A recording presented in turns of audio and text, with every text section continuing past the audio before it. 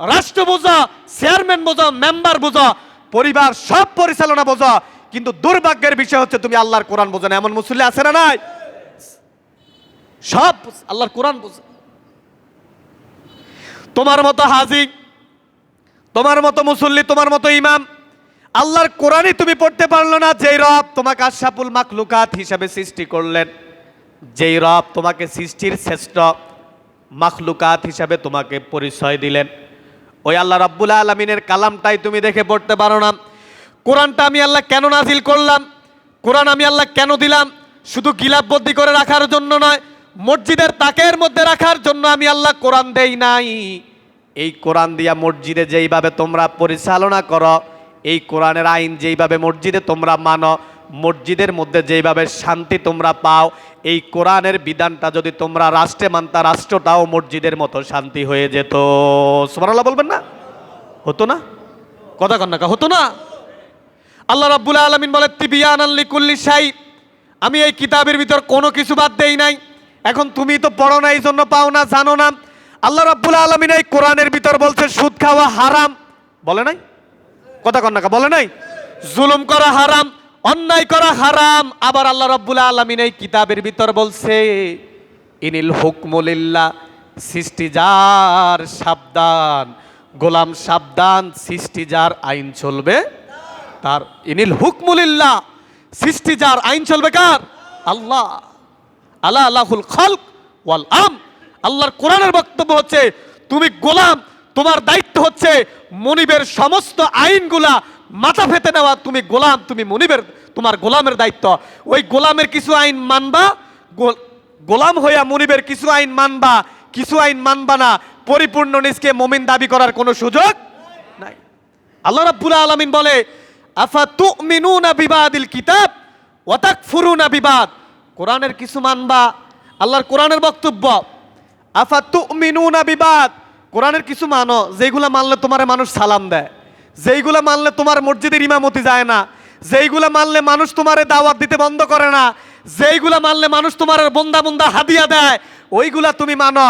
আবার ওয়াতাকফুরুনা বিবাদ, যেইগুলা বললে তোমার হামলা আসবে, মামলা আসবে, চাকরি যাবে, জেলে যাওয়া লাগবে, ওইগুলা তুমি ইমাম, তুমি খতিব, তুমি বক্তা, তুমি চেয়ারম্যান বলো না। যেই পরিপূর্ণ কোরআন না মানলে গালে দাঁড়ি, মাথায় টুপি, লম্বা জুব্বা, পরিপূর্ণ ইমানদার হওয়ার কোনো সুযোগ নাই। আল মুমিনু কাল জামালিল আনিফ হাইসুমা কইদা ইনকাত। তোমার আমার দৃষ্টান্ত হচ্ছে এমন, নাকের ছিদ্র দিয়া মালিক যেইভাবে ওটের নাকের ছিদ্র দিয়া রশি ভরে দেয়, ওই রশি মালিক যেই দিকে টান দেয় ওট ওই দিকে যেতে বাধ্য। বাধ্য না? কথা কন না, বাধ্য না? ঠিক আল্লাহ রাব্বুল আলামিন, আমি আপনি যখন এই পৃথিবীতে আসলাম, যখন বলছি আমানতু বিল্লাহ, আল্লাহ আপনি আমার রব, আপনি আমার বিধানদাতা, আপনি আমার আইনদাতা, আপনি আমার হুকুমদাতা, আপনি আমার সম্মানের মালিক, আপনি আমার ইজ্জতের মালিক, আপনি আমাকে বেজ্জুত করার মালিক, আপনি আমাকে দেশ ছাড়ার করার মালিক, এই যখন আমরা স্বীকার করলাম, ওই নাকের ওটের ছিদ্রের মতো আমরা আল্লাহর বিধানগুলোকে মেনে আসলাম। সুবহানাল্লাহ পড়ে। এখন আমরা মানি না। আসার পর যখন আমার যৌবন আসছে শরীরের মধ্যে, যখন শক্তি পাইছি, তখন আমি বলি দেয়ার ইজ নো গড। আল্লাহ বলতে কোনো স্রষ্টা নাই, আল্লাহ বলতে কোনো আইনদাতা না। আমিও তো তোমার যৌবন, এই যৌবন একদিন শেষ হয়ে যাবে। তোমার রূপ চেহারা একদিন শেষ হয়ে যাবে। তোমার মতো এখানে যারা বৃদ্ধ আছে, আমার মতো একদিন যুবক ছিল না? আল্লাহ রাব্বুল আলামিন বলে হাল আতা আলাল ইনসান হিনুম মিনাদ দাহর লাম ইয়াকুন শাইয়াম মাযকুরা। বান্দা, তোমার জন্য এমন একটা সময় ছিল, তোমার জন্য, আমার জন্য, পৃথিবীর প্রত্যেকটা মানুষের জন্য এমন একটা সময় ছিল, হিনুম মিনাদ দাহার, উল্লেখ করার মতো তুমি পৃথিবীতে কিছুই ছিলা না। তোমার আমি আল্লাহ যখন উল্লেখ করলাম, তোমার আমি আল্লাহ হাজার হাজার হাজার হাজার, তোমার মায়ের গর্ভের ভিতর যখন বাবার নাফাক পানি গেল, ওই এক ফোঁটা নাফাক পানি থেকে লক্ষ লক্ষ সন্তান জন্ম নেওয়ার ক্ষমতা রাখে। ওই লক্ষ লক্ষ হাজার হাজার থেকে আমি আল্লাহ তোমাকে নির্বাচিত করলাম। এরপর তোমাকে হাত দিলাম, এরপর তোমাকে পা দিলাম, এরপর দুইটা চক্ষু দিলাম, এরপর তোমাকে মাথা দিলাম, এরপর তোমাকে অন্তর দিলাম। এত সুন্দর পরিপূর্ণ করে ফাঁকা সাউনাল ইজাম আলাহমা, এত সুন্দর একটা স্ট্রাকচার দিয়া আমি আল্লাহ তোমাকে তৈরি করলাম। দুনিয়াতে আসার পর তুমি আমার বিধানে মানো না, এমন কিছু গোলাম আছে না? তুমি আমার বিধানে মানো না, আমারই মানো না, আমার ইসলাম মানো না। তুমি বলো কিসের ইসলাম? আমার মন গড়া আইন দিয়া দেশ চলবে, আমার বিধান দিয়া দেশ চলবে, কিসের আবার ইসলাম? আসুন, সেই কোরআনুল কারীম যদি আমরা না মানি আমাদের কি হবে? দ্বিতীয় নাম্বার পয়েন্ট। প্রথমে বললাম কোরআনের গুরুত্ব, এরপর দ্বিতীয় নাম্বার, যদি আমি কোরআন না মানি, শুনলাম, আমি শুনছি কোরআনের ভিতরে এই বিধানগুলো আছে, এখন আমি মানলাম না, শুনছি, শোনার পর আমি মানি নাই, আল্লাহ রাব্বুল আলামিন আমার আপনার জন্য কি শাস্তি রাখছে? শাস্তি রাখছে না? কথা কন্যা রাখছে না? আল্লাহ রাব্বুল আলামিন বলেন, নামাজের প্রথম কাতারের মুসল্লি হবা, সমাজের ইমাম হবা, সমাজের নেতা হবা, মেম্বার হবা, চেয়ারম্যান হবা, বিচারক হবা, ওই খতিব হবা, বক্তা হবা, যদি আমার কোরআন তুমি না মানো আমি তোমার জন্য কি শাস্তি রাখলাম?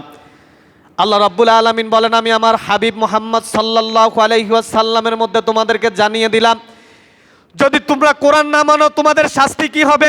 আল্লাহ রাব্বুল আলামিন বলেন, ওয়ামান আ'রাদা আন যিকরি ফাইন্না লাহু মাঈশাতান দানকা ওয়া নাহশুরুহু ইয়াউমাল কিয়ামাতি আ'মা ক্বালা রাব্বি লিমা হাশারতানি আ'মা ওয়া ক্বাদ কুনতু বাসীরা। সুবহানাল্লাহ বলবেন না? আল্লাহ রাব্বুল আলামিন বলে, যারা কোরআন মানবে না, শোনার পরেও যারা কোরআনের বিধানগুলো মানে না, অথবা কিছু মানে না, পরিপূর্ণ কোরআন যারা সমাজ, রাষ্ট্র, পরিবার, মসজিদের মধ্যে কোরআন মানে না, মসজিদের মধ্যে কোরআন তেলাওয়াত করতে দেয় না, আল্লাহ রাব্বুল আলামিন বলেন, ওয়ামান আ'রাদা আন যিকরি, যারা আমার কোরআন থেকে সরে যাবে। জিকির মানে হচ্ছে কোরআন। জিকির মানে কি? সবাই বলেন জিকির মানে কি? জিকির মানে, এখানে জিকিরের অর্থ হচ্ছে কোরআন।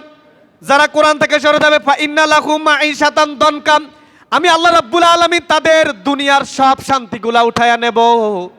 দুনিয়ার মধ্যে তুমি জাজিমের কম্বলের মধ্যে ঘুমাইতে পারবা, মার্বেল টাইলস দিয়া ঘর বানাতে পারবা, ঘরের মধ্যে এসি দিতে পারবা, সুন্দর বালিশ দিয়া বালিশ মাথার মধ্যে দিয়া ঘুমাইতে পারবা। আমি তোমার এমন রব, আমি তোমার এমন আল্লাহ, আমি রব্বুল আলামিন তোমার দুনিয়ার শান্তি উঠায়া নেব। তুমি রোমটাকে জান্নাত তুমি মনে করো, তোমার রোমটার মতো পরিপূর্ণ আর রোম নাই। ওই রোমের মধ্যে যখন তুমি ঘুমাও, এই চোখটা বন্ধ করে তোমার ঘুম আসবে না। নাউজুবিল্লাহ বলবেন না? তুমি মার্বেল টাইলস দিয়ে ঘর বানাতে পারবা, এসি দিতে পারবা, কম্বল দিতে পারবা, তোষক দিতে পারবা, সুন্দর করে বক্স খাট দিতে পারবা। আমি আল্লাহ রাব্বুল আলামিন যদি তোমার চোখের মধ্যে ঘুম না দিই, টাকা দিয়া ঘুম কিনতে পারবা না। এভাবে আমি আল্লাহ রাব্বুল আলামিন যদি তুমি কোরআন না মানো, আমি তোমার শান্তিগুলাকে উঠাইয়া নেব। পরিবারের মধ্যে শান্তি নাই, ছেলে বাবার কথা শুনে না, মেয়ে মায়ের কথা শুনে না, বাবা ছেলের কথা শুনে না। আল্লাহ রাব্বুল আলামিন বলে, এটা তোমার অন্যায় নয়, এটা তোমার দোষ নয়।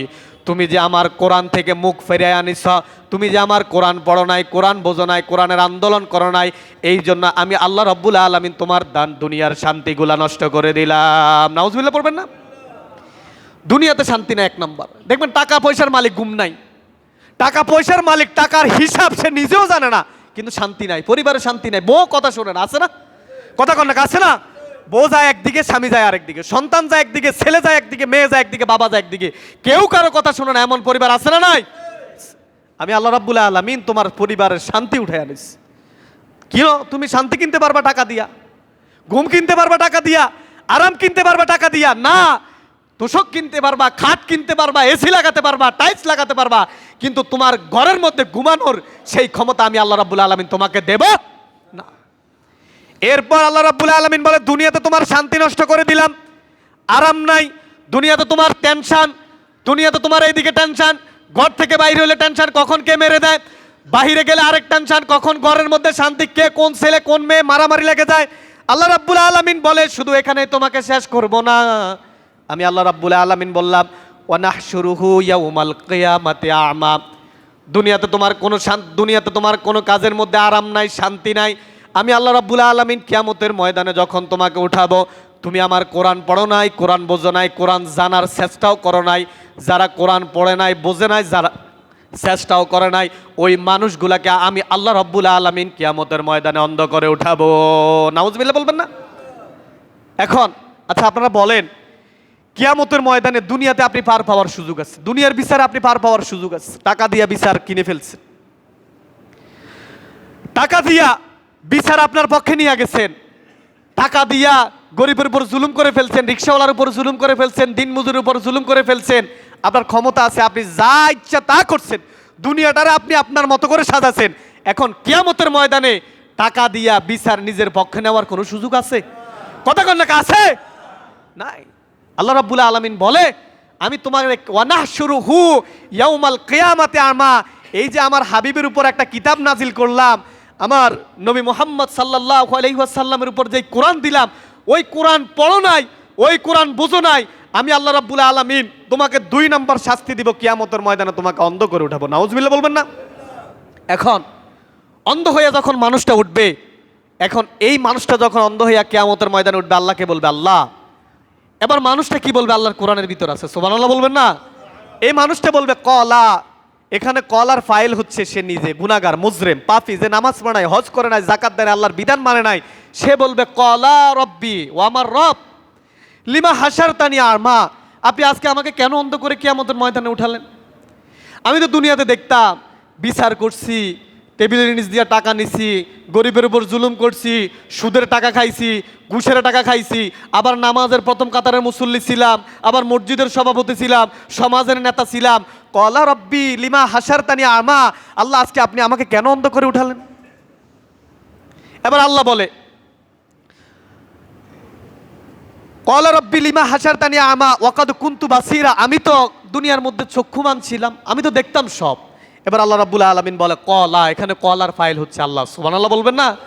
আল্লাহ এবার বলে কলা কাযালিকা আতাতকা আয়াতুনা ফানাসিতাহা ওয়া কাযালিকাল ইয়াউমা তুনসা, বান্দা আমি তোমাকে কেন অন্ধ করে উঠালাম জানো? দুনিয়াতে তুমি আমার কোরআন কি দেখো নাই? আমি যে তোমারে এই 114টা সূরার একটা কিতাব নবীদের মাধ্যমে তোমার পর্যন্ত পৌঁছাইছি, তুমি এই কিতাবটাকে পাও নাই? তুমি কি এই কোরআনটা দেখো নাই? কোরআনটা পড়ো নাই? কলা কাযালিকা আতাতকা আয়াতুনা, এ নাফরমান শোন, হজ করবা 100 বার, যাকাত দিবা, উমরা করবা, দান করবা, খতিব হবা, বক্তা হবা, যাই হও তুমি হও, যদি আমার এই কোরআনটাকে না মানো, আমার কোরআনটাকে না পড়ো, কিয়ামতের ময়দানে আমি আল্লাহ রাব্বুল আলামিন এই জন্য তোমাকে অন্ধ করে উঠাবো। নাউজুবিল্লাহ পড়েন। এখন আপনারা বলেন, আপনার টাকা পয়সা, ধন সম্পদ, বাড়ি গাড়ি কিয়ামতের ময়দানে অন্ধ থেকে বাঁচাতে পারবে যদি কোরআন না পড়তে পারি? কথা কোন পারবে? এখানে অনেকেই আমরা হয়তো আছি কোরআন পড়তে পারেন, আপনি কোরআনটা ধরেনও নাই, কখনো কোরআনটা পড়েনও নাই। রাসূল কারীম সাল্লাল্লাহু আলাইহি ওয়াসাল্লাম বলেন, আল্লাহর কোন বান্দা যখন 3টি জিনিসের দিকে তাকায়, তার আমলনামায় অটোমেটিক সওয়াব লেখা হয়। সুবহানাল্লাহ বলবেন না? 3টি জিনিসের দিকে যখন কোনো মানুষ তাকায়, নবী করিম সাল্লাল্লাহু আলাইহি ওয়াসাল্লাম বলেন, যেই নবী আমার আপনার জন্য সুপারিশ করবেন, যেই নবী কিয়ামতের ময়দানে মানুষগুলোর জন্য দাঁড়িয়ে থাকবেন আমার আপনার জন্য, আমরা উম্মত, ওই রাসূল করিম সাল্লাল্লাহু আলাইহি ওয়াসাল্লাম বলেন 3 জিনিসের দিকে তাকাইলে সওয়াব। কয় জিনিস? সবাই জবান খুলে বলেন, কয় জিনিস? 3 জিনিসের দিকে তাকাইলে সওয়াব। 1 নাম্বার হচ্ছে আন-নাযরু ইলা ওয়াজহিল ওয়ালিদাইন, কোন বান্দা, কোন সন্তান যদি মা বাবার চেহারার দিকে তাকায়, তার আমলনামায় অটোমেটিক সওয়াব লেখা হয়। সুবহানাল্লাহ বলবেন না? এখন এমন কিছু নাফরমান সন্তান আছে, মারেই বাদ দেয় না, বাবারই বাদ দেয় না, বৃদ্ধ হয়ে গেছে, বাবা হয়ে গেছে, বোঝা আছে না? কথা কন না, আছে না? বাবারে বাদ দেয় না, মারে ফিতক করে দেয়, ভাগ করে দেয়, বাবা তুমি 2 দিন তার ঘরে খাইবা, 2 দিন আমার ঘরে খাইবা, 2 দিন বড় ভাইয়ের ঘরে খাইবা। ওই বাবা যদি একবার বলতো, সন্তান যখন তুমি ছোট্ট ছিলাম, আমি বাবা যদি তোমাকে ভাগ করে দিতাম, 2 দিন তোমার মা, 2 দিন তোমার বাবা, 2 দিন তোমার চাচা, 2 দিন তোমার দাদা, তোমার কি অবস্থা হতো? আমি তোমার এমন মা, আমি তোমার এমন বাবা, শীতের দিন তুমি বিছানার মধ্যে প্রস্রাব করছ, আমি মা বিছানায় প্রস্রাবের মধ্যে ঘুমাইছি, তোমাকে ঘুমাইতে দেই না, আমি তোমার সেই মা। আমি তোমার এমন বাবা, চৈত্র মাসে রোদের মধ্যে রিক্সা চালাইছি, প্যাডেলের রিক্সা চালাইয়া চালাইয়া তুমি সন্তানরা আমি বাবা খাওয়াইছি। আমি তোমার এমন মা, দীর্ঘ 10টি মাস 9টি মাস আমার গর্ভে ছিলাম, কত জোরে জোরে আমার বুকের মধ্যে লাথি দিলাম, আমি মা ওই লাথিটাকে কখনো কষ্ট নেই নাই। আমি মা যখন তোমাকে প্রসব করলাম, বর্তমান বিজ্ঞান বলে একটা মা যখন একটা সন্তানকে প্রসব করে 54 ডিগ্রি পর্যন্ত ব্যথা অনুভব করে। ডাক্তারগণ বলেন 40-এর উপর যখন কোনো ব্যথা পায়, কোনো মানুষ যখন 40 ডিগ্রির উপর ব্যথা পায়, ওই মানুষটা আর বাঁচার ক্ষমতা নাই। একটা মা যখন একটা সন্তানকে প্রসব করে, ওই মা 54 ডিগ্রি পর্যন্ত ব্যথা অনুভব করে। সুবহানাল্লাহ বলবেন না? তুমি আমার এমন সন্তান, ডাক্তার গবেষণা করেন, একটা দেহে থেকে যদি 40টা হাড্ডি, 20টা হাড্ডি, 20টা হাড় যদি একসাথে ভেঙে যায়, একটা সন্তানকে যখন কোনো মা প্রসব করে, ওই ব্যথা অনুভব করে। যখন তুমি এই পৃথিবীতে আসলা, মা যখন তোমার চেহারাটা দেখলো, কত সুন্দর হাসি দিয়ে দিল, সব ব্যথা মা বলে গেল।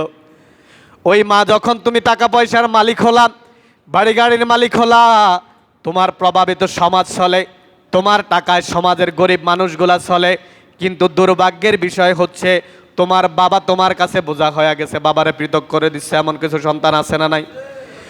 ওই বাবা 14 মাসে রিক্সা চালাইয়া মানুষের কাজ করে তোমাকে লেখাপড়া করাইছেন, তোমাকে ভার্সিটিতে পড়াইছেন, তোমাকে এত সুন্দর এত কষ্ট করে তোমার বাবা তার জীবনটাকে বিসর্জন দিয়া তোমাকে এত উপরে নিয়ে গেছে।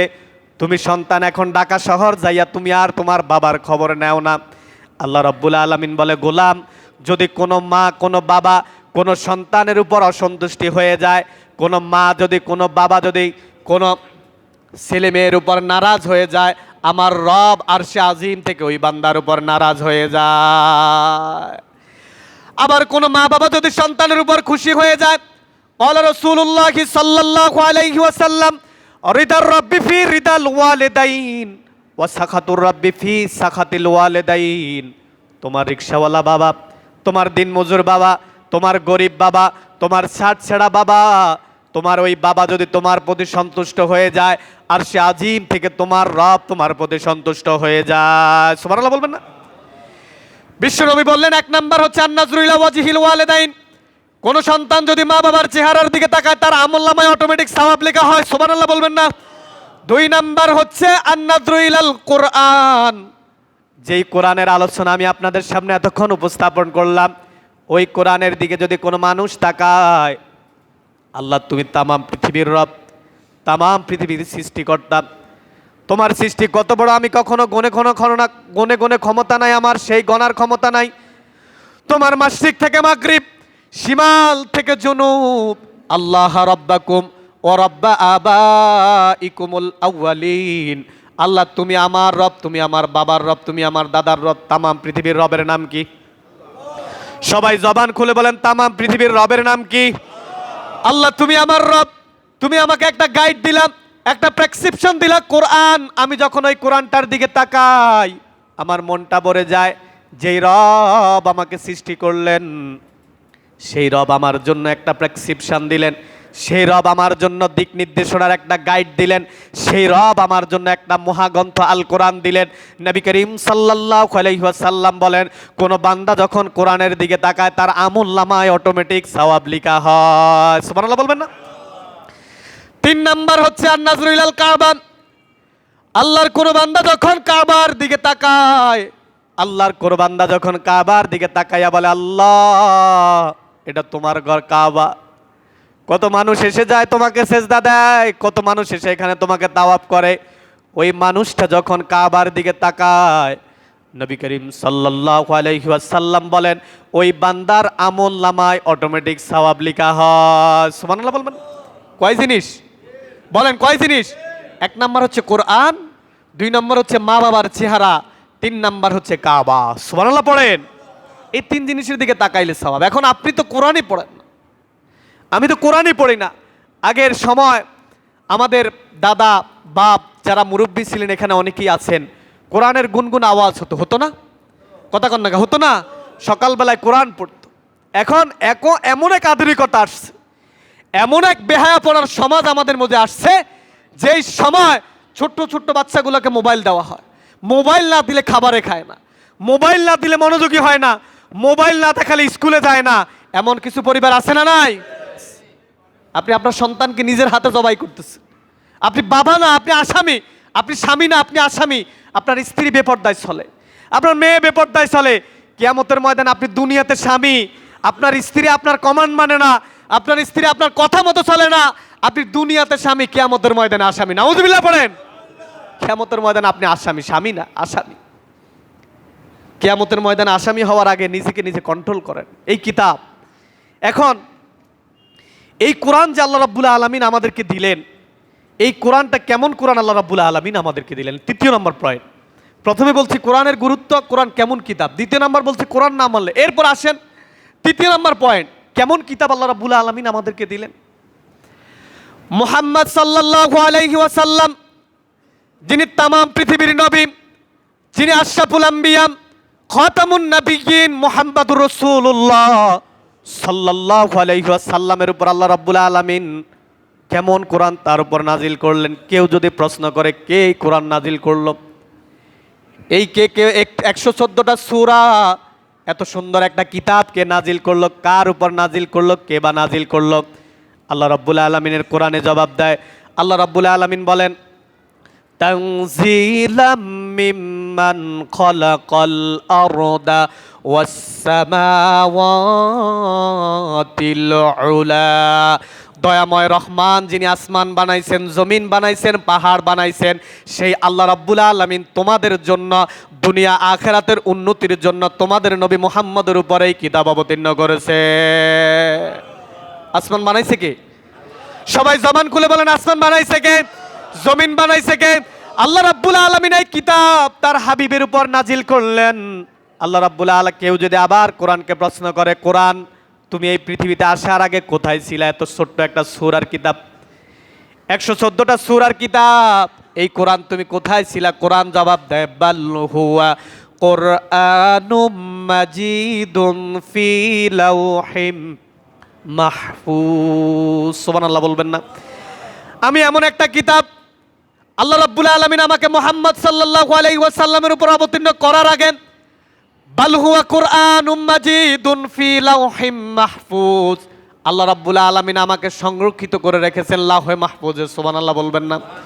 আল্লাহ রাব্বুল আলামিন বলেন, তুমি লাওহে মাহফুজ থেকে কার উপর তুমি নাজিল হলা? এমন একটা প্রশ্ন যদি পৃথিবীর কোনো মানুষ করেন, আল্লাহ তোমাকে নাজিল করছেন, নাজিল হওয়ার আগে ছিলা লাওহে মাহফুজে, এখন তুমি কার উপর কোরআন নাজিল হলা, কেন নাজিল হলা? এমন একটা প্রশ্ন আসে না? কেন তুমি নাজিল হলাম, কার উপর নাজিল হলাম? আল্লাহ রাব্বুল আলামিন বলেন, ওয়া আমিনু বিমা নুজিলা আলা মুহাম্মাদ ওয়া হুয়াল হাক্কু মির রাব্বিহিম। ঈমান আনো সেই কিতাবের উপর, ঈমান আনো সেই নবীর উপর, যেই নবীর উপর তোমাদের জন্য আল্লাহ রাব্বুল আলামিন মহাগ্রন্থ আল কোরআন অবতীর্ণ করেছে। এখন যেই কিতাব মুহাম্মদ সাল্লাল্লাহু আলাইহি ওয়াসাল্লামের উপর অবতীর্ণ করছে, আচ্ছা আপনারা বলেন, যেই কিতাব মুহাম্মদ সাল্লাল্লাহু আলাইহি ওয়াসাল্লামের উপর নাজিল করা হয়েছে, মক্কার মধ্যে কিতাব আসার পূর্বে রাসূল করিম সাল্লাল্লাহু আলাইহি ওয়াসাল্লাম সবার কাছে প্রিয় ছিলেন না? কথা কন না, ছিলেন না? 40 বছর তার জীবনের দিকে তাকান। 40 বছর আগে আবু জাহেল বলতো, মুহাম্মদ তুমি সত্যবাদী, উতবা বলতো তুমি সত্যবাদী, সাহেবা বলতো, অর্থাৎ মক্কার যত বড় বড় কাফেররা আছে সব বলছে, মুহাম্মদ তোমার মতো সত্যবাদী মক্কার মধ্যে আর কেউ নাই। এখন কাফেররা একজন কাফের আরেকজন কাফেরের কাছে আমানত রাখে না, রাসূলের কাছে এসে রাখে। আমরা কাফের, আমরা তোমাকে নবী মানি না, তোমাকে রাসূল মানি না, তবে তোমার ভিতর যেই আমানতদারিতা, তোমার ভিতর যেই গুণাগুণ, তোমার ভিতর যেই বিশ্বস্ততা, তোমার ভিতর যেই মানুষের হক না মেরে খাওয়ার যেই চিন্তা চেতনা আমরা তোমার ভিতর দেখলাম, আমরা আমার আব্বা বাবা মাকেও এত, নেতাকেও এত বিশ্বাস করি না, মুহাম্মদ তোমাকে যত বিশ্বাস করি। সুবহানাল্লাহ পড়েন। সেই কাফেররাই স্বীকৃতি দিচ্ছে। এখন 40 বছর যখন হয়েছে, আল্লাহ রাব্বুল আলামিন বলছে, হাবিব আপনি আর বসে থাকার সময় নাই, আপনার উপর আমি আল্লাহ রাব্বুল আলামিন এই কিতাবটা নাজিল করব। এই 40 বছর যাওয়ার পর যখন এই কিতাবটা আল্লাহ রাব্বুল আলামিন নাজিল করছে, নাজিল করার পর যখন এই কিতাব নিয়ে তিনি আসছেন মদিনায়, মক্কায় আসার পর চাচাকে বললেন, চাচা, আত্মীয় স্বজনদেরকে বললেন, পাড়া প্রতিবেশীদেরকে বললেন, সাঙ্গপাঙ্গদেরকে বললেন যে আমার উপর আল্লাহ রাব্বুল আলামিন এমন একটা কিতাবের আংশিক আয়াতগুলো আল্লাহ রাব্বুল আলামিন আমার উপর নাজিল করা শুরু করছে। ইকরা বিসমি রাব্বিকাল্লাযী খলাক, খলাকাল ইনসানা মিন আলাক, পড়ো তোমার প্রভুর নামে, যেই প্রভু তোমাকে সৃষ্টি করছে। আল্লাহ রাব্বুল আলামিন এইভাবে ধারাবাহিকভাবে আমার উপর আয়াতগুলো নাজিল করা শুরু করলেন, কোরআন নাজিল করা শুরু করলেন। এবার কাফেররা বলে, মুহাম্মদ তোমাকে এতদিন আমরা বিশ্বস্ত জানতাম, তোমাকে এতদিন আমরা আমানতদারিতে জানতাম, তোমাকে আমরা এতদিন খুব ভালো জানতাম। এখন যেই কোরআনের কথা তুমি বলতেছ, যেই কিতাবের কথা তুমি বলতেছ, এই কিতাবের বিধান আমরা মানব না, আমরা মানি না। সোজা ওয়াজ, আমরা মানি না। তোমার এতদিন আমরা মানছি, এখন আপনারা বলেন যেই কিতাবের দাওয়াত মুহাম্মদ সাল্লাল্লাহু আলাইহি ওয়াসাল্লাম দিয়েছেন, সেই দাওয়াত দেওয়ার জন্য বলছে কে? বলেন, সবাই বলেন, বলছে কে? আল্লাহ রাব্বুল আলামিন বলে, হাবিব আপনি দাওয়াত দেন, কাফেরদের কানে কানে দাওয়াতের বাক্য পৌঁছায়া দেন। হেদায়েত দেওয়ার মালিক তো আপনি নয়। ইন্নাকা লা তাহদি মান আহবাবতা ওয়ালাকিন্নাল্লাহা ইয়াহদি মান ইয়াশা। এই কোরআনের দাওয়াত আপনি তার কানে পৌঁছান, আপনার চাচার কানে যাবে, আপনার দাদার কানে যাবে, আপনার সাহাবাই কেরাম যারা ঈমান আনছে তাদের কানে যাবে। আপনি তাদের কানে দাওয়াতের শব্দ পৌঁছান, কিন্তু হেদায়েত দেওয়ার মালিক আপনি নয়। যদি হেদায়েত দেওয়ার মালিক আপনি রাসূল হতেন, আপনার দাদাকে আপনি প্রথম হেদায়েত দিতেন, ঠিক না? হেদায়েত দেওয়ার মালিক আপনি নয়। হেদায়েত দেওয়ার মালিক এখানে আমি বসছি, আমি বলছি এখানে হেদায়েত দেওয়ার মালিক আমি নয়। বলার যেহেতু এখানে আমি বসছি, বলার দায়িত্ব আমার। হেদায়েত দেওয়ার মালিক কে? এই তো কাফেররা শুরু করছে। কিসের কোরআন? মুহাম্মদ কোরআনের কথা বলে, এই কোরআন দিয়ে রাষ্ট্র চলবে। যখন রাসূল করিম সাল্লাল্লাহু আলাইহি ওয়াসাল্লামের এই কোরআনের দাওয়াত যখন আস্তে আস্তে আস্তে আস্তে মানুষ ঈমান ইসলাম গ্রহণ করা শুরু করলো, আবু জাহেল, উতবা, সাইবা এরা চিন্তা করলো যেইভাবে মুহাম্মদের ধর্মের দিকে মানুষ ঢোকা শুরু করছে, ইসলামের দিকে মানুষ ঢোকা শুরু করছে, এইভাবে যদি দাওয়াত দিতে থাকে এমন একটা সময় আসবে আমাদের বাপ দাদার ধর্ম আমাদের নেতাগিরি থাকবে না, আমাদের নেতাগিরি আর থাকবে না। আবু জাহেলকে তার বিশ্বস্ত একজন কর্মী ছিল, আমি এটা বলেই শেষ করে দিচ্ছি। আবু জাহেলকে এইভাবে আবু জাহেলরা যখন কোরআনের দাওয়াত দেওয়া বাধা শুরু করলো, যেখানে ইসলাম সেখানে বাধা দাও, যেখানে কোরআনের আলোচনা সেখানে বাধা দাও, যেখানে মানুষকে কোরআনের দাস দেওয়া হয় সেখানে বাধা দাও। এইভাবে যখন আবু জাহেলরা বাধা দেওয়া শুরু করলো, আবু জাহেলের একজন বিশ্বস্ত কর্মী ছিল, নাম ছিল আখনাস। কি নাম? আখনাস। কি নাম? আখনাস। নেতার কর্মী থাকে না, কথা কন না, নেতার কর্মী থাকে না। এখন নেতা হয়েছে আবু জাহেল, কর্মী হয়েছে আখনাস। আখনাস একদিন যায়া আবু জাহেল রে কয়, নেতা তোমার কথায় মক্কার মধ্যে কত মানুষকে অন্যায়ভাবে জেলে ঢুকে আলিস, তোমার কথায় কত মানুষকে দেশ ছাড়া করছি, তোমার কথায় রাষ্ট্রের কত সম্পদ আমরা খাইছি, বেগম পাড়া আমেরিকা বাড়ি বানাইছি। নেতা তোমার কথায় কত মানুষের বুক খালি করে ফেলছি। নেতা তোমার কথায় কত স্ত্রীকে বিধবা বানাইয়া দিছি, কত সন্তানরে এতিম বানাইয়া দিছি, তোমার কথায় কত মায়ের বুক খালি করে ফেলছি। আজকে তোমার একটা কথা বলবো নেতা, তুমি আমার সঠিক জবাব দেওয়া লাগবে। ধরছে আখনাস কর্মী নেতা আবু জাহিল্লারে। এখন আবু জাহেল কয়, এমন কি কথা আজকে তুমি হঠাৎ করে আমাকে বলতেছ? কয়, নেতা এই যে আমরা যে মুহাম্মদের বিরোধিতা করি, এই যে মুহাম্মদ তোমার বাতিজা, কত সুন্দর চেহারা, যার চেহারার কাছে ছাদের সৌন্দর্য হার মেনে যায়, সুবহানাল্লাহ বলবেন না?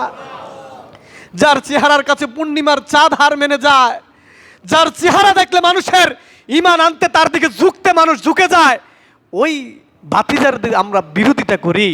এখন এটা কতটুকু সত্য? তুমি আজকে আমার এই জবাব দেওয়া লাগবে। এখন আবু জাহেল কয়, আগেই তো আমার তুমি প্রতিজ্ঞা করাইলা, আমি তোমাকে জবাব দেওয়া লাগবে, কারণ তুমি না আমার বিশ্বস্ত কর্মী। আবু জাহেল ডানে বামে দেখে, ডানে বামে দেখে কয়, আমার ডানে কেউ নাই, বামে কেউ নাই, সামনে কেউ নাই, পিছনে কেউ নাই, এখানে আমি নেতা আর কর্মী, তুই আখনাস। তবে আমি তোরে আরেকটা শর্ত দেই, আমি তোরে আজকে যে এই কথাটা এখানে বলবো, এই কথাটা এখানে সীমাবদ্ধ রাখবি, মক্কার কোনো মানুষের কাছে বলা যাবে না। এখন কয়, নেতা তুমি আমারটা রাখছো, আমি তোমারটা রাখছি। কয়, আমার বাতিজা এই যে মুহাম্মদ পড়ুন সাল্লাল্লাহু আলাইহি ওয়াসাল্লাম, আমার বাতিজা যেই কোরআন নিয়ে আসছে সত্য, আমার বাতিজা ইসলামের দাওয়াত দেয় সত্য, আমার বাতিজা ইমানের দাওয়াত দেয় সত্য, আমার বাতিজাতে বলে আল্লাহ ছাড়া কোনো ইলাহ নাই, আল্লাহ ছাড়া কোনো রব নাই, আল্লাহ ছাড়া কোনো আইনদাতা নাই, আল্লাহ ছাড়া কোনো বিধানদাতা নাই, সব সত্য।